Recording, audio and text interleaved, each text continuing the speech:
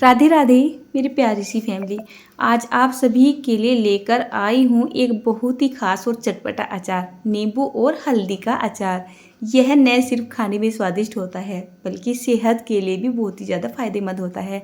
हल्दी अपनी anti inflammatory गुणों के लिए जानी जाती है और नींबू इसमें विटामिन सी का तड़का लगा देता है।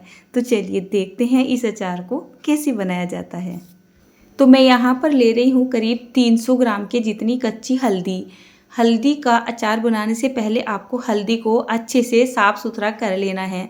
मैंने इसको पहले से ही पानी से अच्छे से धो लिया था और इसका मॉइस्चर भी सुखा लिया था। इसके बाद हमें हल्दी को कुछ इस तरीके से छील लेना है और छीलने के बाद इसको कट कर लेना है। अच्छा, मैं तो यहाँ पर इसको एक छोटे छोटे टुकड़ों में कट कर रही हूँ। आप चाहे तो इसको कद्दूकस भी कर सकते हैं। देखिए, हल्दी के कुछ इस तरीके से टुकड़े बनाइए, फिर इसके छोटे छोटे टुकड़े बनाइए और इसको इस तरीके से छोटे छोटे पतले पतले स्लाइस में कट कर दीजिए। चॉइस है आपकी, चाहे इस तरीके से बना ले या फिर आप कद्दूकस करके बना ले। तो कुछ टुकड़े तो मैं इस तरीके से यहाँ पे डालूंगी और कुछ टुकड़े मैं यहाँ पर थोड़े से रफली डालूंगी। मुझे अचार में थोड़े मोटे मोटे टुकड़े कुछ ज़्यादा ही पसंद है। किसी भी चीज़ का मैं अचार बनाती हूँ तो उसको इसी तरीके से कट करती हूँ। यहाँ पर मैंने सारी हल्दी को कट करके तैयार कर लिया है। इसके बाद यहाँ पर एक बड़ी सी प्लेट ले लेते हैं, सारी काटी गई हल्दी यहाँ पर डाल देते हैं, इसको इसी में अच्छे से फैला देते हैं और कम से कम 5 से 6 घंटे की धूप लगा लेते हैं। इसके बाद यहाँ पर कुछ हरी मिर्च लेते हैं और कुछ अदरक लेते हैं। हरी मिर्च अदरक आप अपनी इच्छा अनुसार ले सकते हैं। मैंने यहाँ पर करीब 100 ग्राम के जितना अदरक लिया है, 100 ग्राम के जितनी तीखे वाली हरी मिर्च ली है। हरी मिर्च को मैंने मिक्सी के जार में डाल दिया है और ये जो अदरक है ना, इसको ऐसे ही कट कर लेते हैं। देखिए, अदरक ना थोड़ा साफ़ सुथरा होना चाहिए। आप चाहे तो इसको छील के भी कट कर सकते हैं या ऐसे भी कट कर सकते हैं। इसके बाद हमें इसका एक दरदरा सा पेस्ट बना लेना है। मतलब बहुत ज़्यादा फाइन पेस्ट नहीं बनाना है, थोड़ा सा इसको दरदरा सा ही कर लेना है। बस हल्का सा मिक्सी के जार को चला लीजिए। यहाँ पर मैंने अचार को बनाने की तैयारी कर दी है। इस कढ़ाई में मैंने करीब 50 ग्राम के जितना सरसों का तेल डाल के गरम कर लिया है। 1 टेबल स्पून के जितना साबुत धनिया, 1 टेबल स्पून के जितनी साबुत मेथी, 1 टेबल स्पून के जितनी काले वाली सरसों और आधा टेबल स्पून के जितनी मैंने यहाँ पर कलौंजी ले ली है। साथ ही साथ यहाँ पर 1 टेबल स्पून के जितना मैंने राई ले ली है।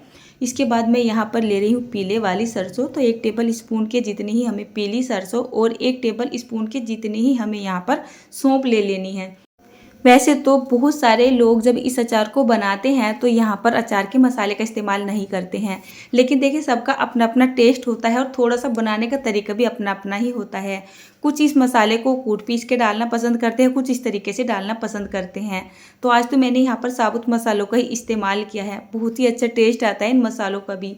और जो मैंने अदरक हरी मिर्च को कूटा था ना, वो भी यहाँ पे डाल दिया है। गैस का फ्लेम हमें एकदम हाई करना है और बस इसको 1 मिनट के लिए चला लेना है। मतलब अदरक और जो हरी मिर्च है ना, उसका कच्चापन निकल जाना चाहिए। अब हम गैस को ऑफ कर देते हैं और यहाँ पर मसाले डालते हैं। 1 टेबल स्पून के जितने ही मैं यहाँ पर तीखे वाला लाल मिर्च का पाउडर डाल रही हूँ। हल्दी का अचार है तो हल्दी नाम मात्र के लिए डालेंगे, 1 छोटा चम्मच के जितना। इसके बाद यहाँ पर हम नमक डालेंगे। तो करीब मैंने 1.5 टेबल स्पून के जितना टाटा का नमक डाल दिया है। सेंधा नमक हो तो 2 टेबल स्पून के जितना डाल दीजिए। 1 छोटा चम्मच के जितना मैंने यहाँ पर हींग डाल दिया है। इसके बाद इनको बहुत ही हल्का सा मिक्स कर लेते हैं, इन मसालों को पका लेते हैं। गैस को हमें ऑफ करके रखना है, ऑन करके नहीं रखना है, क्योंकि मसाले का टेक्सचर पहले से इतना गर्म है कि हमारे यहाँ पर हल्दी मिर्च वगैरह अच्छे से पक जाएंगे। देखिए, ये बिल्कुल तैयार हो चुका है। अब हमें क्या करना है, इस मसाले को हमें नीचे तार लेना है और लेके आनी है अपनी हल्दी। तो सर्दी के मौसम में धूप बहुत ज़्यादा नहीं निकलती है, तो मैंने इसको सुबह ही 9 बजे करीब धूप में रख दिया था। मीठी मीठी धूप थी और शाम के टाइम में मैं इसको लेके आ रही हूँ। तो देखिए, इसका ना मॉइस्चर सूख चुका है। इसका मतलब ये है जो हमारा अचार है ना, ऑटोमेटिक ही अचार की लाइफ बढ़ने वाली है। किसी भी चीज़ के अचार में अगर मॉइस्चर होगा तो उसके ख़राब होने के चांस जल्दी से बन जाते हैं। इस मसाले को हल्का सा ठंडा कर लेते हैं और ठंडा करने के बाद इस हल्दी को यहाँ पर डाल देते हैं। इसको बहुत ही अच्छे तरीके से मिक्स कर देते हैं। अब आपको ऐसा लग रहा होगा कि अनीता, इसमें मॉइस्चर तो बिल्कुल भी है ही नहीं, तो हमारा अचार गलेगा कैसे। आज इसको मैं एक स्पेशल तेल के साथ बनाने जा रही हूँ। तो फिलहाल तो मैं इस अचार को बंद करके रख रही हूँ, क्योंकि शाम का टाइम हो रहा है और घर में खाना खाने का टाइम हो रहा है। तो सब खाने पे मेरा इंतज़ार कर रहे हैं। हम सभी फैमिली वाले एक ही साथ बैठ के खाना खाते हैं। अगर एक भी जन नहीं रहता है तो मतलब प्लेटें सबके सामने रखी ही रहती है, कोई खाना छूता भी नहीं है।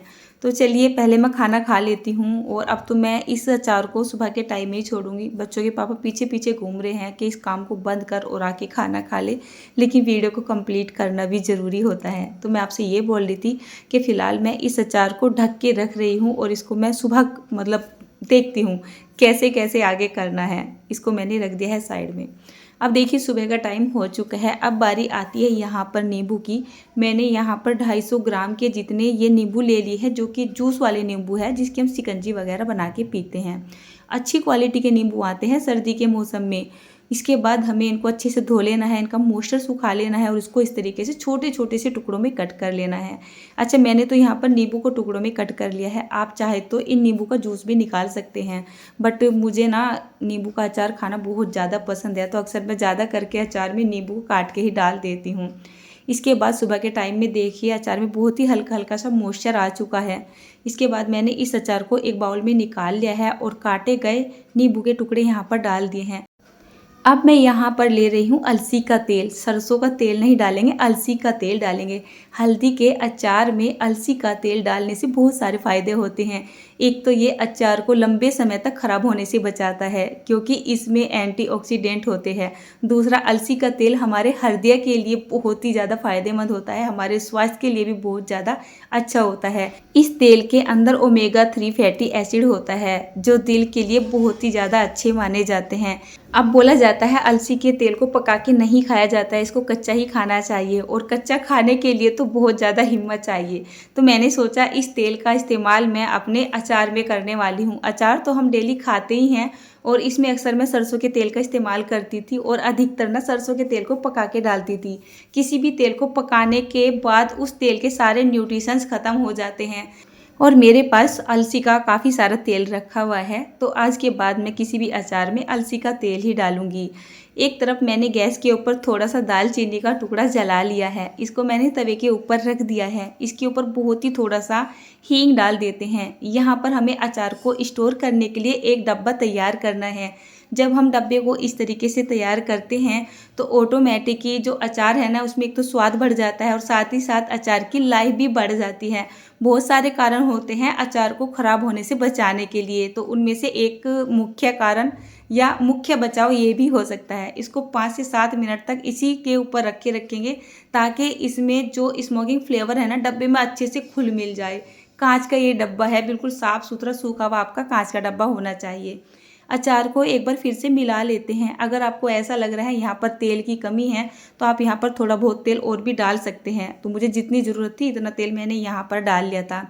इसके बाद बारी आती है अचार को स्टोर करने की। तो जैसे कि मैंने आपको बताया, हमेशा अचार को आप या तो कांच के डब्बे में स्टोर करें या फिर आप चीनी मिट्टी के बर्तन में स्टोर करें या फिर अपना जो होता है ना मिट्टी के बर्तन उसमें भी स्टोर कर सकते हैं।